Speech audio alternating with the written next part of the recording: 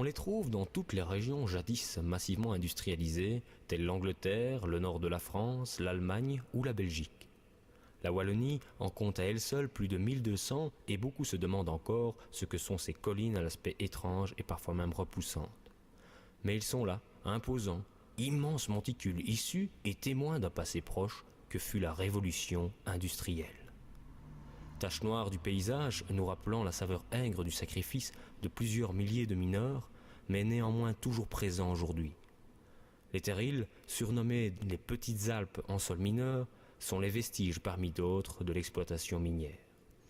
Fruit du triage de la matière première extraite des galeries et de laquelle on séparait le charbon des stériles ou déchets.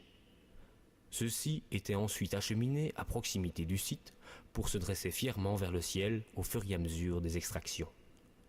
Près d'eux subsistent encore en maint endroits les chevalements, bâtiments de mines et les cités autrefois gorgées de corons où déambulaient faces et mains noircies de labeur. Ils sont le symbole d'un passé minier, mais sont aujourd'hui pour certains symboles d'avenir, car la richesse du sol terrilien y a créé un paradis écologique où plantes, insectes et petits mammifères prolifèrent. Le pays de Liège, quant à lui, possède aussi ces terrils. 56 sont disséminés dans ses environs, nous rappelant que Liège fut aussi une région minière importante au cours des années de révolution industrielle.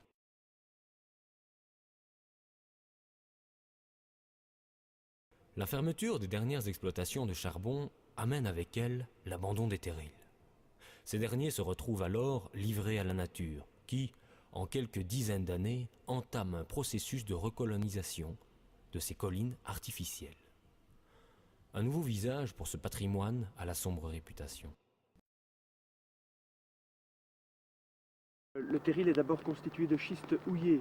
Donc quand on extrait le charbon dans le sous-sol, eh bien on en retire le charbon et puis on en retire aussi toutes les roches qui sont pauvres en charbon et qui est constitué de schiste houillé. Alors tout ça est accumulé et cela forme au fil des décennies et parfois au fil des siècles ce que l'on appelle un terril. Donc le terril c'est une montagne de schiste en fait, de schiste houillé. Et au début naturellement le terri est tout noir, ou enfin bleu foncé en tout cas. Et le terri, enfin le schiste houillé est une roche particulièrement perméable, ce qui fait que l'eau de la pluie ne reste pas sur les surfaces du terril, mais traverse le terril comme une passoire. Le terril a donc des pentes particulièrement arides.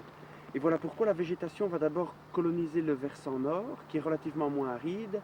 Il va d'abord y avoir les arbres pionniers, les bouleaux, suivis par des mousses et puis des herbes diverses, et puis la forêt va se diversifier. Donc sur le versant nord, on va partir de bouleaux et ça va évoluer vers une forêt d'Europe tempérée de type classique. Par contre, sur le versant sud, eh bien, l'aridité naturelle du terril liée à son substrat est encore accentuée par l'exposition au soleil. Donc le versant sud est particulièrement aride et là-dessus va se développer une flore plutôt de type thermophile qui aime la chaleur, de type méridional. Pour résumer, on peut dire ceci, le versant nord du terril c'est la Belgique, le versant sud c'est l'Italie. Donc voilà, ce sont les mineurs wallons, flamands et italiens qui ont contribué à l'édification des terrils en travaillant dans la mine. Eh bien les terrils pérennisent par leur faune et leur flore cette rencontre, disons, du nord et du sud de l'Europe.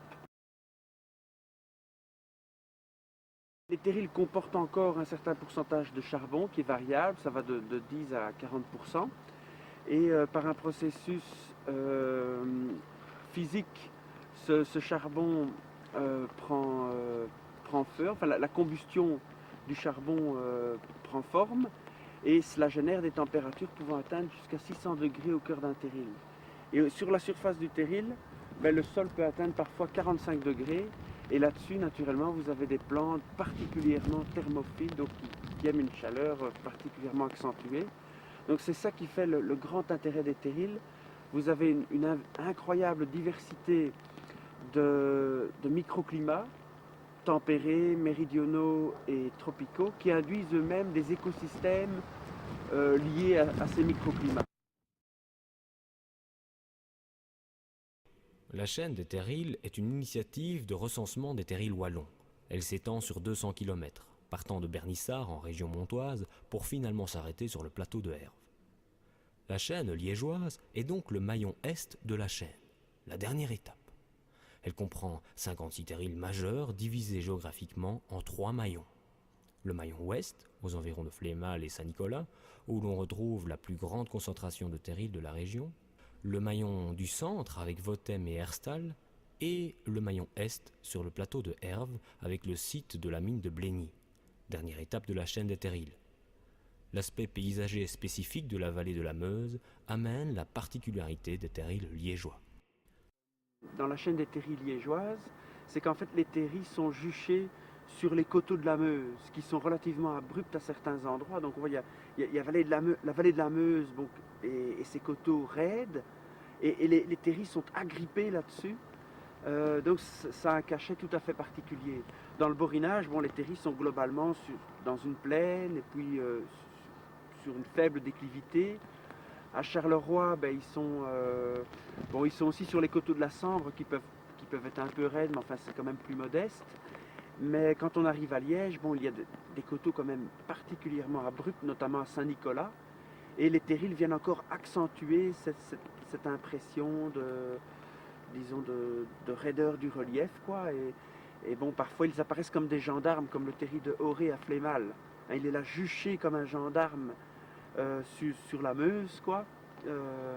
Et bon, ça donne un charme tout à fait particulier. Puis il y a aussi les terris du plateau de Herve, qui surgissent comme ça au milieu de la campagne, au milieu des vergers, et qui donnent de superbes panoramas sur tout le plateau de Herve lui-même. Et puis la vue plonge vers l'Ardenne, mais aussi vers l'Allemagne et la Hollande.